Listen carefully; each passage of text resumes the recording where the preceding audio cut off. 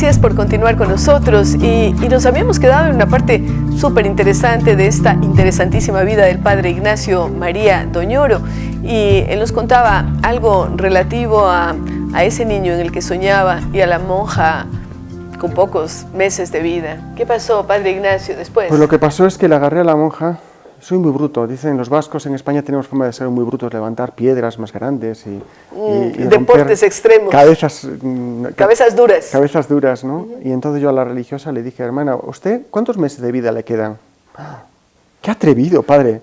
Digo, no, pues hagamos una cosa, vamos a por ese niño, yo estoy loco, usted se va a morir, si nos mata no nos importa. No hay mucho que perder, ¿no? No hay mucho que perder, entonces vamos a por aquel niño. Yo tengo un dinero, tenía mis $20.000, en aquella época no había tanta facilidad con tarjetas de crédito y tal, yo llevaba el dinero así encima ahí. Si sabían, no le dejaban salir. ¿No? Y entonces, pues efectivamente, conseguí convencer a la religiosa y fuimos a por el niño. En ese momento, el niño que estaba semidesnudo... Pero usted sabía ya qué estaba pasando con ese niño. Sí. ¿Qué pasaba? ¿Por qué pues fueron el secreto gran guardado era que el niño lo habían vendido para tráfico de órganos. Lo iban a matar porque el niño estaba enfermo. Tenían 5 hermanitas y entonces los padres... Escogieron el niño. Escogieron el niño para venderlo. Qué terrible. En principio no lo creí. Qué terrible. Me costó aceptar aquella realidad, pero cuando vi que aquella religiosa no me podía mentir porque estaba muriéndose y cómo se expresaba y cómo lloraba, vi que era cierto. Pero ¿cómo va a ser, en el mundo cómo va a existir este? Yo sé que en esta entrevista, cuando me va a usted a preguntar otro tipo de cosas, la gente va a pensar, pero es cierto esto, pero no es para tanto, o este sacerdote está exagerando. Es rigurosamente cierto. Es más, muchas cosas callo por pudor, por vergüenza. Y para no escandalizar, y para no escandalizar, claro. ¿no? Pero lo cierto es que, bueno, fuimos su idea era ir a pagar un rescate por el niño. Era pagar un rescate. Ya. Al niño le regalan ropa entre todos los de la comunidad nativa aquella, son su camisa, su pantalón, zapatos, y yo pregunto, ¿cuánto han pagado ustedes por el niño? Hablaba maya creo que es, ¿no? El idioma maya creo que es. Y entonces no entendía bien y al final eran $25.000. Me faltan $5.000. Tengo que llamar a mi familia que me den $5.000. No, eran $25. ¿Cómo? O sea, $25 cuesta una vida humana. Y entonces yo dije, hacemos una cosa, yo pago $26 y me dan al niño. Y me dan al niño. Ah, sí. Y me lo dieron como el que entrega un animal. Como que fuera una mercancía. Qué duro. Yo le metí en la camioneta con un gesto hasta violento para simular, porque muchos de ellos allá estaban armados. Entonces pensaban que era otro de ellos. Yo para ellos era un traficante que estaba pues, pagando un poco más nada más. Pagando un poco más nada más. Lo metí en la camioneta y el niño se puso a gritar, se orinó en la camioneta, de miedo, de pánico. ¿Cómo te llamas? Le digo, me dice, me llamo Manuel. Digo, mira, Manuel significa Dios está con nosotros. Si Dios está con nosotros, nadie va a estar contra nosotros. Soy sacerdote, te vengo a rescatar. Pero el niño estaba aterrado de miedo. Fuimos al hospital. En el hospital, en ese momento, otra vez, la criatura, pensando que le iban a matar, pues también se orina encima con lo violento que era para un adolescente, ¿no? Ver que se está orinando encima y no puede controlar sus reacciones del miedo. Entonces el médico le dijo, quítate la camisa para ocultarte. Y el niño, pues, con cara de terror me miraba y le dije, por favor, ¿podemos hacer que no le quite la camisa? Claro, porque él pensaba ya que lo iban a... Claro, él pensaba, me van a desnudar y me van a matar ya, me van a operar. Y ahí fue el momento mágico donde en mi vida hubo un antes y un después. De ahí una vocación por los niños. Sí, fue una segunda vocación porque aquel niño me miró, cuando vio que realmente yo le estaba defendiendo para que no le quitaran su camisa, me miró con tanto amor, que yo realmente puedo decir que como esa vez con 19 años yo me enamoré perdidamente de Dios, yo me enamoré de Dios en los más pobres, porque yo realmente vi la sonrisa de Dios, el agradecimiento de Dios. Es que a eso de que lo que hicisteis con estos mis pequeños hermanos... Y salva a un niño, ¿no es cierto? Un niño. Pero después continúa en ese rescate. Había como una mafia de traficantes de órganos, sí, ¿no? Eso es. Para llevárselos, quién sabe, ¿a dónde? Sí. Y luego de El Salvador, porque usted no se queda ¿cuánto tiempo por ahí? No, me quedé pues 2 meses, una cosa así. No mucho tiempo. Sí. Y después regresa a España. Yo regreso a España. Y en España cuento la realidad, intento bueno, la filosofía era que si yo encuentro un dolor o una tragedia más fuerte que la mía, me olvido de mi dolor y entonces a todas esas víctimas del terrorismo de ETA, pues intento agruparlas, crear una asociación para sacar fondos y a la vez pues para reunirme con aquellas personas que habían sufrido los horrores del terrorismo, para consolar a aquellas, sobre todo la mayoría eran viudas y ahí, ¿no? Entonces ahí creo una asociación, pues continúo ayudando a El Salvador hasta que se arma un proyecto, compramos el monte de Panchimalco, este era mi monte propio, y entonces allí pues un proyecto de casitas y ahí continuamos, ¿no? Ahí continuamos trabajando. O sea, a pesar de no estar todo el tiempo allí, pues sí, desde España yo buscaba fondos, conseguía apoyar al Salvador. Pero después tiene usted una estancia en Mozambique, sí, en donde más, en Tánger, sí, y allí continúa con el mismo tema. Sí, eso es, siempre ha sido caso de rescate. Luego fue en Colombia fue una oportunidad maravillosa, pues porque yo siempre he dicho que éramos una gotita de agua, ¿no? Que eran las instituciones, que eran los gobiernos, ¿no? Entidades, instituciones públicas que tenían que trabajar por la niñez.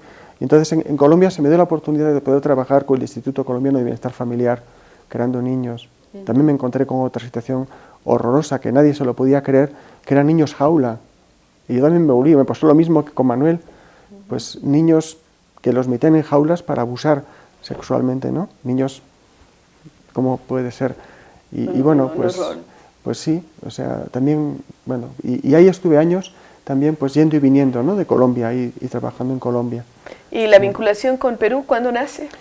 Pues la vinculación de Perú nace de tantas cosas y casas que estábamos manteniendo, porque siempre era el decir, bueno, yo voy a armar esto y cuando ya esté todo hecho, se lo voy a dar a unas religiosas. Hemos trabajado, por ejemplo, mucho con las misioneras de la caridad de la Madre Teresa de Calcuta.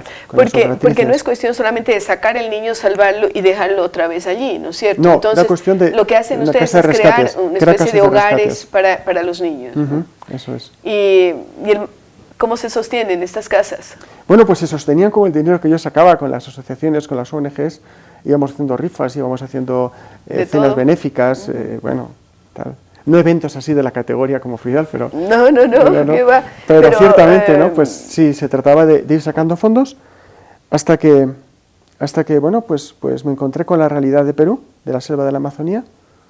También me sucedió lo mismo, siempre... Es que soy un cura con poca fe, o sea, ese es un problema también. Porque yo no me lo puedo creer, es decir, a mí no me están contando un cuento chino, ¿esto qué es, no? Y era, pues es un tráfico de niños espeluznante. El hecho de que las fronteras, por más vigilancia que se cree que tengan, siempre son permeables para las mafias, para personas inescrupulosas, hace que las fronteras sean lugares mucho más dramáticos, tal vez, ¿no es cierto? Claro, mucho más vulnerables. Dicen que en la medicina las peores enfermedades entran a través de la piel, ¿no? De la dermis, y entonces las fronteras son como la piel de los países y allí tenemos estas situaciones que se presentan. Ahora, indudablemente cuando hablamos de los diferentes países, cada uno tiene su propia legislación, tiene sus propias autoridades. ¿Cómo va su relación, padre, con la legislación y con las autoridades? Porque no se trata solamente de decir, yo voy y rescato niños, pero saber que hay que hacerlo dentro de la ley de cada país en donde usted se mueve. Exacto. Bueno, pues es complicado. O sea, la zona donde yo estoy es complicado porque las temperaturas son altísimas. Y entonces, a veces tengo la sensación... Temperatura y humedad. Y la humedad, ¿no? Y no aguanta casi nadie, ni los propios peruanos, cuando yo les digo, estoy en la selva de Amazonas... ¡Ah! ¡Qué horror! Digo, pues si para ti es horror que eres peruano, yo que soy español, imagínate, ¿no? Entonces, pues sí, hay muchos proyectos, muchas propuestas, pero no acaban de cristalizar, no acaban de hacerse realidad, ¿no?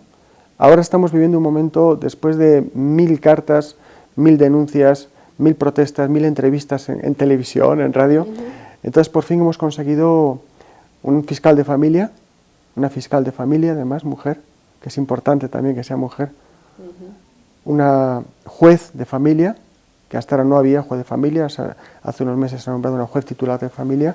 En Puerto Maldonado, donde usted está trabajando ahora, en un estado que tiene además un nombre muy lindo, ¿no? Madre de Dios, sí, eso es. Así se llama, sí. Y también pues una policía de familia, policía especializada. Se daba el caso incluso que a veces hasta las niñas que se rescataban cuando llegaban a la comisaría, pues pues a veces ellas decían que las habían violado los propios policías, o había incluso problemas con la propia policía, ¿no?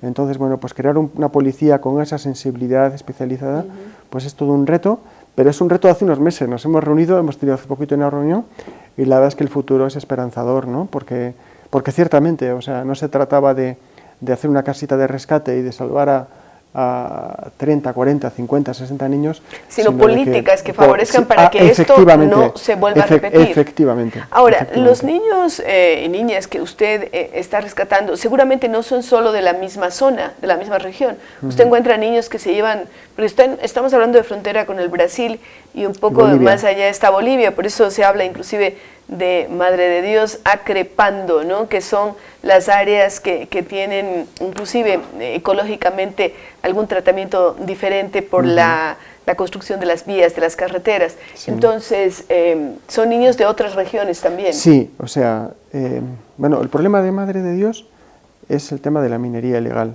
O sea, es increíble. En una zona que parece, digo, Dios mío, si esto es el paraíso. O sea, con una riqueza. Una riqueza De increíble. todo, ¿no? Todo, o sea, de todo. Porque allí hay biodiversidad. De todo. Pero hay también oro. Hay oro, hay una naturaleza exuberante, con una floración increíble, maravillosa, con unos animales maravillosos. Increíbles, con una gente, los propios nativos de allá, son gente espectacularmente generosa, con un sistema familiar grande. ¿Quiénes están allá? ¿Los Ashanincas? Bueno, allí hay ahora mismo 22 tribus diferentes. Es un poquito complicado. Étnicos, e incluso hace poquito han vuelto a encontrar tribus no contactadas, claro, que no habían tenido relación con... Perú, Ecuador, Bolivia y Brasil son los países que tienen más grupos no contactados, ¿no? Entonces, en medio de esa maravilla, de ese paraíso, pues llegan personas procedentes de otros lugares. Lógicamente, pues el que migra muchas veces es porque no tiene muy buena aceptación en su lugar, no tiene una capacitación o lo que sea. Entonces van a las zonas más pobres de Perú, prometen a las niñas, les prometen una vida mejor, y prácticamente los padres como que regalan a sus hijos. ¿Y son de qué edad normalmente los niños que son víctimas de este tráfico? Dios mío, ese es el tema. Pues muchas veces a partir de los 8 años. De los 8 años hasta adolescentes, ¿no? 16. Jóvenes, sí. Es espeluznante. Es espeluznante. Los llevan a la minería, allí les directamente pues eso, las ponen a trabajar en prostitución, en bordeles.